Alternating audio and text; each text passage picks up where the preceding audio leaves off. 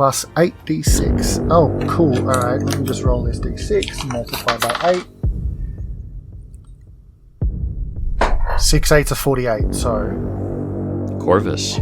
Oh! Corvus, dragon choked. Formerly Distant Bells.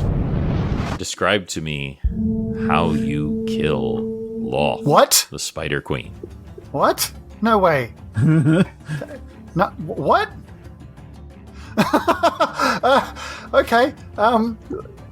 Corvus Remember, just kind she's got of... an X right in her chest. She's got an X. Yeah, I mean, she's taken a lot of damage, but, like, this is literally the equivalent of walking up behind a big guy and poking him. Like, that's... Okay. Corvus just kind of, while she's being suspended in midair, or in, sort of in midair by the big boy Gronk, and all of this ichor is dragging down from all the damage she's taken in this giant burnt out, bombed out crater area. Corvus just kind of wanders up and is just like,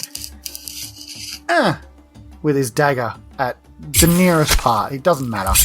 He does not expect anything to happen from this. He's just like, I can't sit back on my laurels and let everyone else do all the hard work. Like, it's just, I got to get in there. I've got to do something. So he just kind of runs up behind her and just slashes at the nearest thing. And watches in absolute disbelief as apparently she's dead. Loth screams as your dagger pierces her chest. Oh, her chest. That's too high. Okay, we can go lower. You want to get through the belly? Let's go with it with one of the spider abdomens. I'm sure that's probably still on the ground at this point. Well, no, she is in drow form, just with 6 arms. Then her foot. 5. Her foot, then, I guess. Well, I mean, we can do this. We can do this that's actually a good point that Deb brought up. Let's go with the thigh, the femoral artery. The rogue would have gone for that anyway. So yeah, your years of finding vulnerabilities, and as I always say, if something's real, it's real. And even though she is incredibly, unimaginably powerful, she still has taken a drow form, and a drow form has an artery, and you have just not nicked, severed that artery, and black ichor just sprays on you, Gronk, as you are just coated in the blood of this god. For the rest of your day, Gronk, you will faintly smell of coppery blood. Always, no matter what you do or wash. And that's not the kind of thing Gronk... Let's be honest, for Gronk, that's an improvement.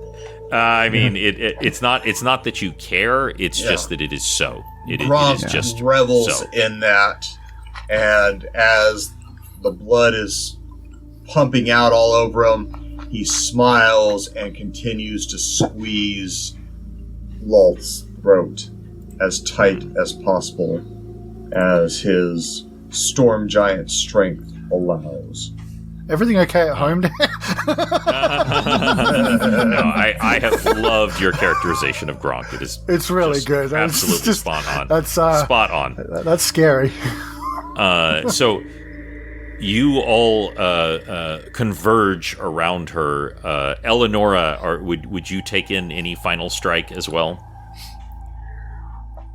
I start slowly peeling off her crown and slicing her hair and just deforming her, because she is no queen. She holds no power anymore, and she is worth nothing and doesn't deserve to, even in death, let her form hold such honor. You find that the crown is actually fused to her scalp, so it is scalping her. Yes, it is bloody work, and she clearly feels every single stroke from your blade. Gan, is there anything that you would like to do? As the light is fading from her eyes, I step forward and whisper to her, Alestrae's will is done.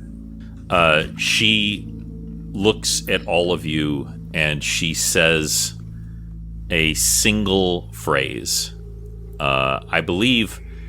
Are you the only one that speaks Undercommon here, Dare? I'm sorry, James, or does anyone else speak under the language of the Drow? Corvus knows it. Corvus does as well. Okay, so Makes the sense. two of you. Gronk speaks it as well because he deals with slavers. Yeah, that's right. And let's say that you get the gist of it, Eleonora, in this moment. Undercommon is just perverted Elven anyway, if I recall correct. That's true. That's true. So you're able to pick it out as she falls to her knees. Her arms are beginning to disincorporate. Her face is taking on a skull-like appearance. Somewhere in the distance, Corvus, you're wearing of this cloak and all of your work, you can almost sense this great corpse beginning to appear in the astral plane. And she looks at all of you and smiles cruelly, and she says, "After me, the flood." And she is gone. The only thing left is the crown that you are holding, Eleonora. And Put it on. Put it on. Put it on.